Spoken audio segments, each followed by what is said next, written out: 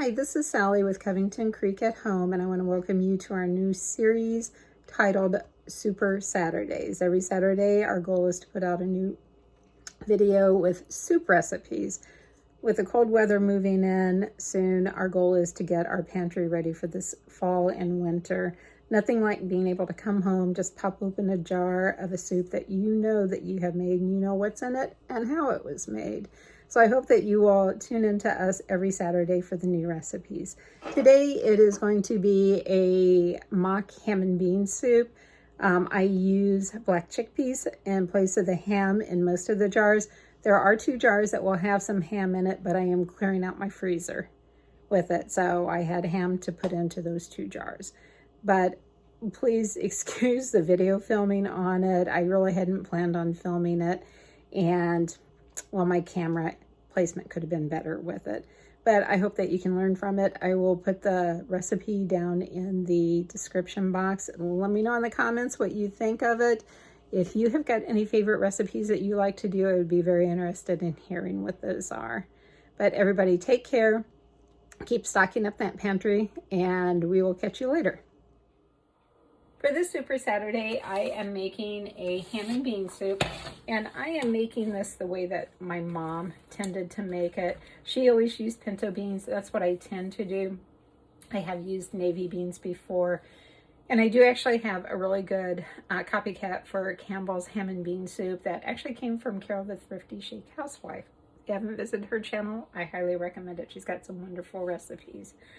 But what I'll do is I did soak the pinto beans for about 6 hours.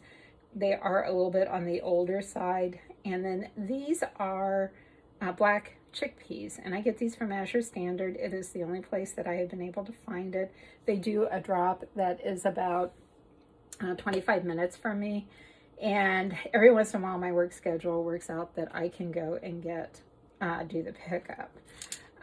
So I do it a couple times a year normally. What I'm going to do is cover this with vegetable broth, and then I will be adding in, this is 13 cups on the pinto beans, 2 cups on the black chickpeas, and I'm going to add in 2 cups of chopped onion and 2 cups of carrot. I'm going to cook part of this up and use it to can, I'm going to pressure can some of the soup to have for this winter. With the ham, I am actually going to put that into the jars. This is pre-cooked hickory, smoked hickory ham, so it's already been pre-cooked. I'm going to put some into the actual canning jars. I'm going to do quart jars, and this is more just to give it the ham flavor to it. I'm not putting in a ton of ham, but it should really flavor it up with that ham taste. This came out of my freezer. I am switching over to a vegan diet, but I am using up my ham, not just ham, all my meat. So you will see me occasionally cook with it. I'm just kind of slowly using it up. I'm in no rush to get it out of my freezer. So you will see me adding it to the jars for that. So what I'm going to do is get this started. Oh, and this is the fat that I cut off the ham. It's going to go into the freezer. There's a small ham bone in here. That will go into making some broth at some point. This ham, or the fat, I haven't quite figured out. I've got to look up, see what can I do with it. There is some little bits of meat in here that will end up going to my dog on it, but I won't give him a lot of the fat, if any of it. But let me get this on to cook. I'm going to let it cook for about 30 minutes, and then I am going to set up my pressure canner during that time period, and then I'll bring you back whenever I'm filling the jars. Okay, so my soup is hot, my jars are hot, and what I'm going to do is take out the jars, and I decided the way to tell for sure which one has ham in it and which one doesn't, which one just has the black chickpeas in it, is the ham's going to go into wide mouth jars. I've got 2 of those in here, and the rest are narrow mouth. That way I can tell for sure what ones are gonna, which ones have got the ham in it. Whoops, that one's got water in it. And those will too, so let me just kind of tip these out a little bit. And I am not going to put any salt in these just because you can add that at the end. It's not needed for actual canning. Empty that out. And sorry, I'm going to reach in front of you. Well, actually, yeah. I'm going to put you on hold here for a second. So the ladles that I have got out have got, one has got the holes in it. I'm going to use it just to put the beans into the jars, and then I've got a regular ladle that I can use to spoon the broth into it.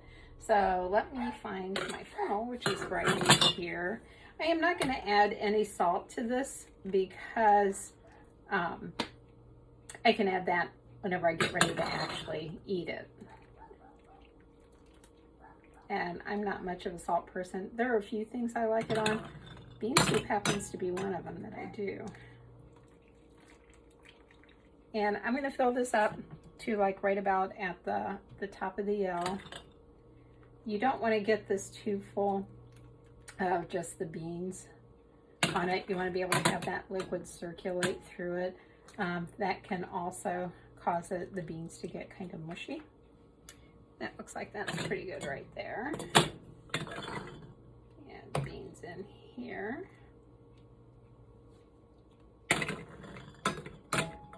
I'll just do these three, and then I will put you on hold by the time I fill the other ones.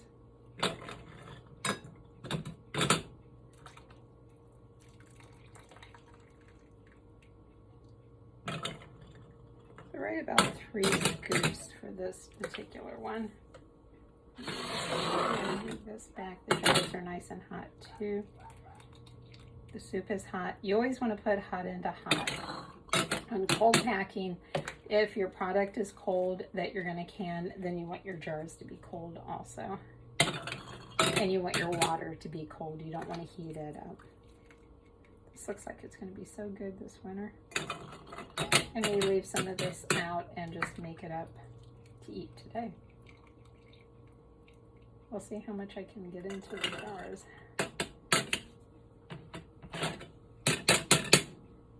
Just a tad more in that one.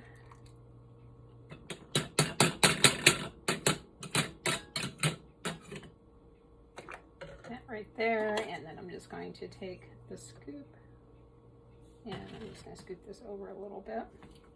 Now, I did not heat up my inserts or the lids to this. They say that you don't have to anymore, and I haven't been doing that, and I've actually had really good luck with that. But I think I need a bigger scoop than this. This is going to take a while. I guess I'll just put the broth in this one, get the lid on it, and get it into the canner, and then I will go off camera to do the rest of these.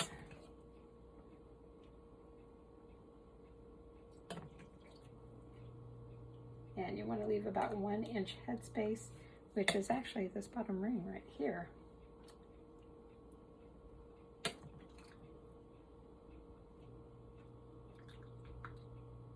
little bit more there.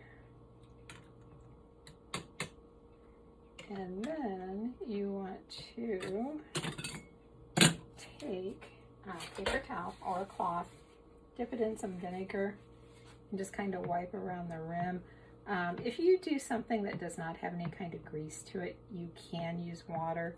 I have just always used this, vinegar. And also in my canner, I put a couple tablespoons of white vinegar just down into the water. And you want to do this finger tight, which you take these fingers and just kind of screw it until it's tight. And we'll get this into the canner. And then I'll get the rest of these done, and I will see you guys in a little bit. Okay, it is always safety first, and one thing that I did not do was debubble this. If I can get this off, I don't. And this, I'm just going to take this in here. Just go around. I'm going all the way down to the bottom.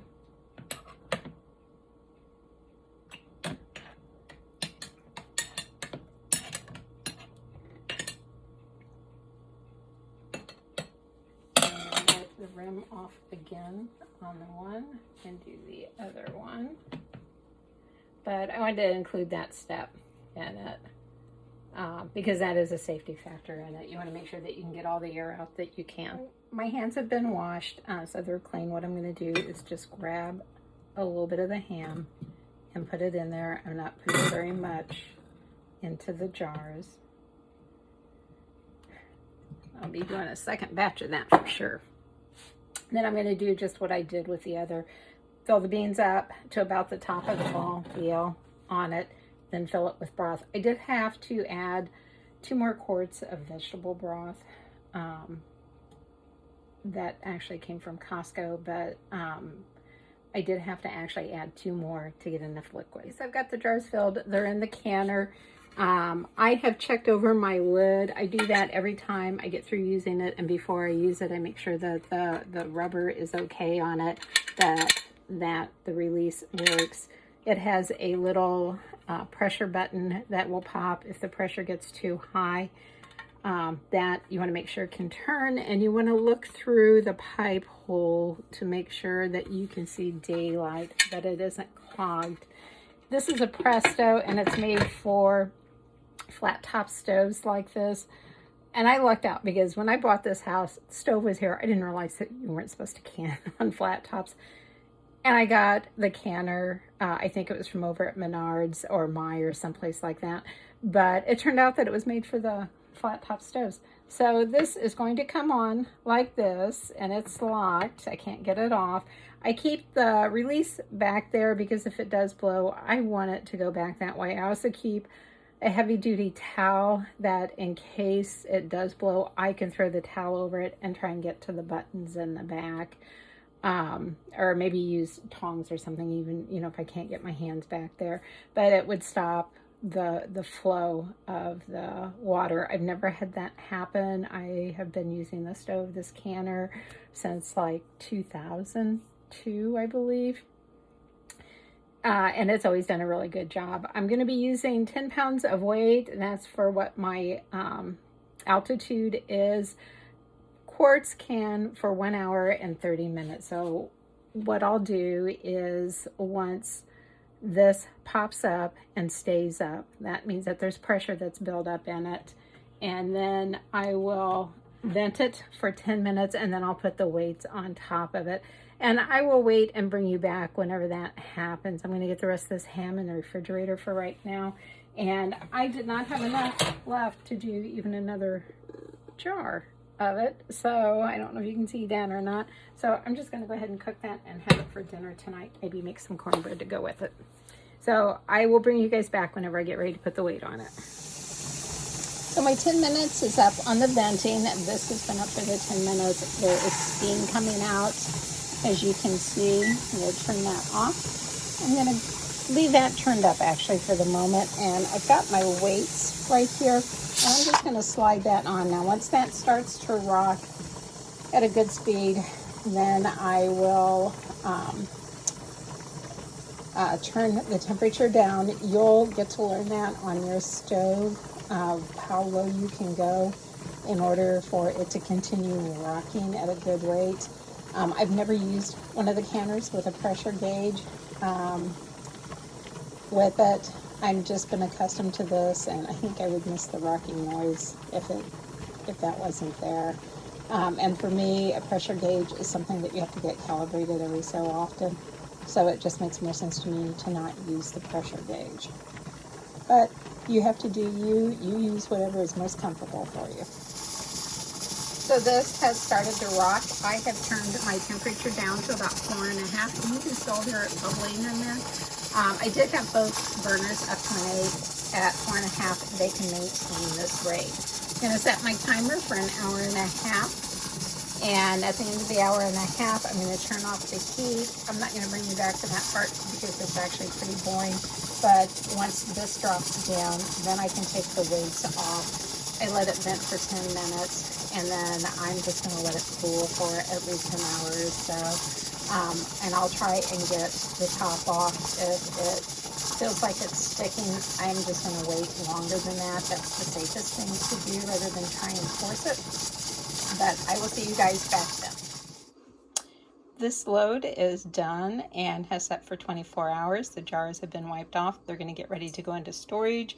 What I canned is pinto beans. The smallmouth jars have got black chickpeas. The black chickpeas give it a meaty, savory taste to it. Absolutely love those. Only place I've been able to find those is at Azure Standards. If you know of places in your area that carry them, you know, post it and let everybody know.